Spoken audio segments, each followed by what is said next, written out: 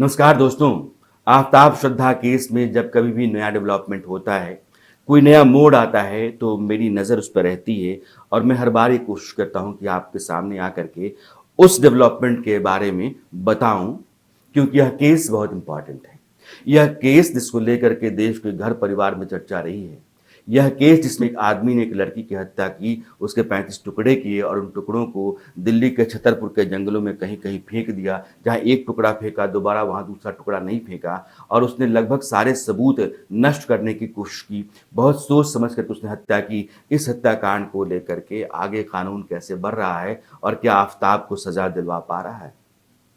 जब नज़र रहती है तो आपको भी अंदाज़ा होता है कि चीज़ें बदल रही हैं क्या या चीज़ें मज़बूत होती चली जा रही हैं क्या? आफ़ताब ने पुलिस के सामने ये माना है कि उसने श्रद्धा की हत्या कर दी। करने के बाद टुकड़े-टुकड़े करके उसने उसको फेंक दिया। मोबाइल नहीं है, हथियार नहीं है, जहाँ उसने हत्या की वहाँ कोई बहुत मज़बूत सबूत नहीं है। तो अब सवाल ये उठता है कि आखिर उसको सज़ा दिलाया कैसे जाएगा? आज ज़मानत की अर्जी थी कोर्ट में और उसके वकील के साथ जब आफ़ताब अपीयर हुआ कोर्ट में टेली कॉन्फ्रेंसिंग के ज़रिए, वीडियो के ज़रिए, तो उसने ये कहा कि मैंने अपने वकालतनामे पे दस्तखत तो किए हैं, ये मेरे वकील तो हैं खान साहब, लेकिन मेरी ज़मानत की अर्जी लगाई गई है, यह बात मुझे पता नहीं थी, लिहाजा मैं चाहता हूँ कि वकील मुझसे मिलें, मेरी बात सुनें, उसके बाद ज़मानत की अर्जी लगाएँ।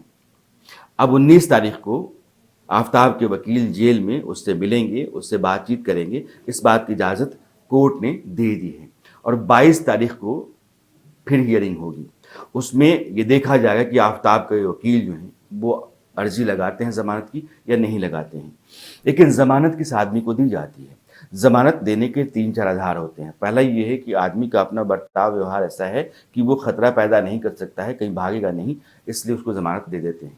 दूसरा ये है कि सबूत, सुराग, गवाहों के साथ वो खिलवाड़ नहीं करेगा, छेड़छाड़ नहीं करेगा, इसलिए उसको दे देते हैं। तीसरा ये होता है कि उसका जो अपना रिकॉर्ड रहता है समाज के भीतर पहले से, वो ऐसा है कि उस आधार पे उसके साथ ये रियायत बरती जा सकती है कि ज़मानत दी जाए। लेकिन ये तीनों बातें आफ़ताब के खिलाफ हैं। पिछले 3 वर्षों में कई ऐसी घटनाएँ हुईं जिसमें उसने श्रद्धा को बेहिसाब पीटा, श्रद्धा के दोस्त गए, कई दफ़ा पुलिस तक जाने की नौबत आई और श्रद्धा के शरीर पर चोट के निशान बेहिसाब मिले थे। वो तमाम लोग भी हैं जो बार-बार पुलिस को अपनी बातें कहते रहे हैं और गवाह के तौर पर भी हाज़िर होने को तैयार हैं।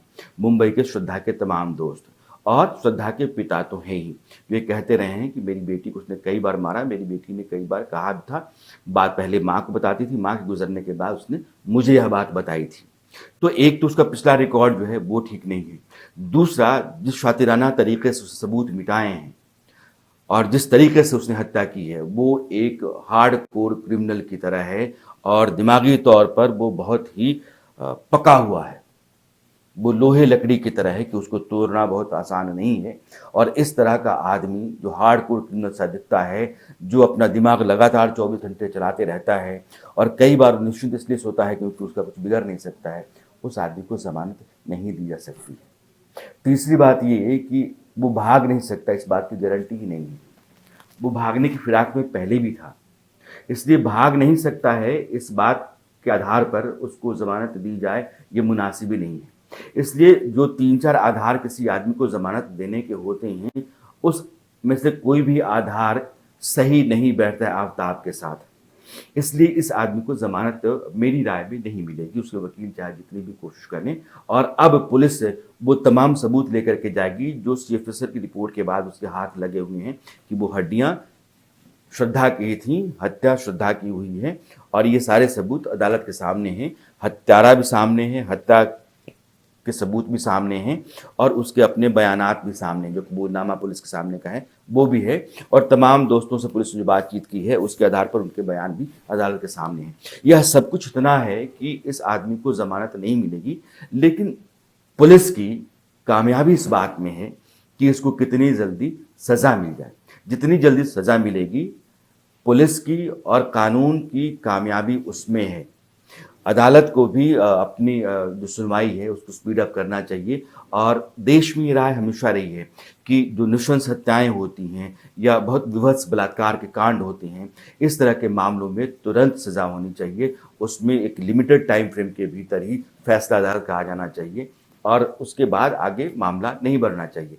इससे एक मिसाल पैदा होगी कि नहीं, जो कोई भी इस तरह का अपराध करता है उसके साथ तुरंत सलूक होगा, उसको सज़ा मिलेगी और फिर इंसाफ जो पीड़ित है उसको मिल जाएगा। इसलिए नहीं कि पीड़ित कई सालों तक लगातार जो है वो घुटता रहता है, लड़ता रहता है, भिड़ता रहता है, परिवार थक हार जाता है, उसके बाद सज़ा होती है और फिर कहीं जा कर के फिर से वो तमाम लोग बरी हो जाते हैं।